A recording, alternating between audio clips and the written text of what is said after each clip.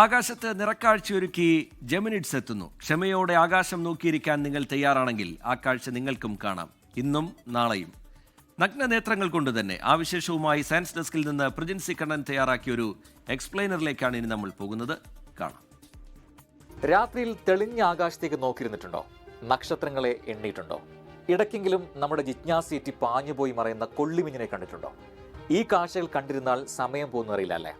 മാനം നോക്കിയിരിക്കാൻ ഇഷ്ടമുണ്ടെങ്കിൽ ഒരു ആകാശ വിസ്മയത്തിന് സാക്ഷ്യം വഹിക്കാൻ നിങ്ങളും തയ്യാറായിരിക്കും. ഇന്നും നാളെയും രാത്രിയിൽ ഉൽക്കാവർഷത്തിന്റെ അപൂർവ കാഴ്ച ആസ്വദിക്കാം. വെള്ളി ശനി ദിവസങ്ങളിൽ രാത്രി 9 മണിയോടെ ഉൽക്കാവർഷം ദൃശ്യമായി തുടങ്ങും. 1 മണിക്കൂറിൽ 120ഓളം ഉൽക്കകളെ ഒരേ സമയത്ത് ആകാശത്ത് കാണാം.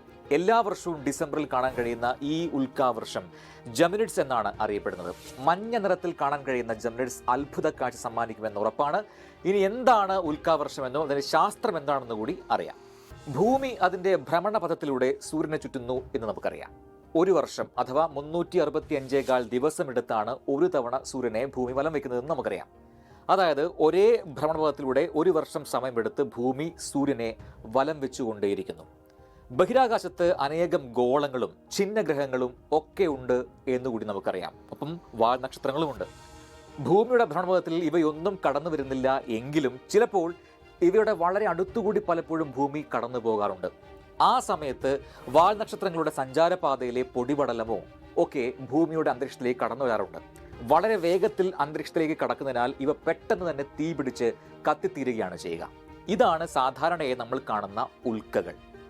എന്നാൽ ജെമിനിഡ്സ് വാൽ നക്ഷത്രങ്ങളിൽ നിന്ന് വരുന്ന പൊടിപടലമോ കഷ്ണങ്ങളോ ഒന്നുമല്ല. മറിച്ച് 3200 ഫെയ്ത്തൺ എന്ന് പേരിട്ടിരിക്കുന്ന ചിഹ്നഗ്രഹത്തിൽ നിന്നുള്ള പൊടിപടലമോ പാറ പോലുള്ള അവശിഷ്ടങ്ങളോ ഒക്കെയാണ് ഈ ജെമിനിഡ്സ് ഉൽക്കാമഴയ്ക്ക് കാരണമാകുന്നത്.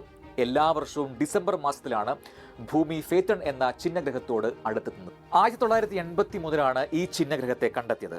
5.1 കിലോമീറ്റർ വ്യാസമുള്ള ചിഹ്നഗ്രഹമാണ് ഫെയ്ത്തൺ. ആകാശത്ത് ജെമിനി നക്ഷത്ര സമൂഹം, അതായത് നമ്മുടെ മിഥുനരാശി എന്ന് നമ്മൾ പറയുന്ന നക്ഷത്ര സമൂഹം കാണപ്പെടുന്ന മേഖലയിലായതുകൊണ്ടാണ് ഈ ഉൽക്കാവർഷത്തിന് ജെമിനിഡ്സ് എന്ന പേരിട്ടത്. ചിഹ്നഗ്രഹങ്ങളും വാൽനക്ഷത്രങ്ങളും ഒക്കെ നിർമ്മിക്കപ്പെട്ടിരിക്കുന്നത് ഏത് മൂലകങ്ങൾ കൊണ്ടാണോ അതനുസരിച്ചാവും അതിൽ നിന്നുള്ള അവശിഷ്ടങ്ങൾ ഭൂമിയിലെ അന്തരീക്ഷത്തിലേക്ക് കത്തിയമരുമ്പോൾ ഉണ്ടാകുന്ന നിറം.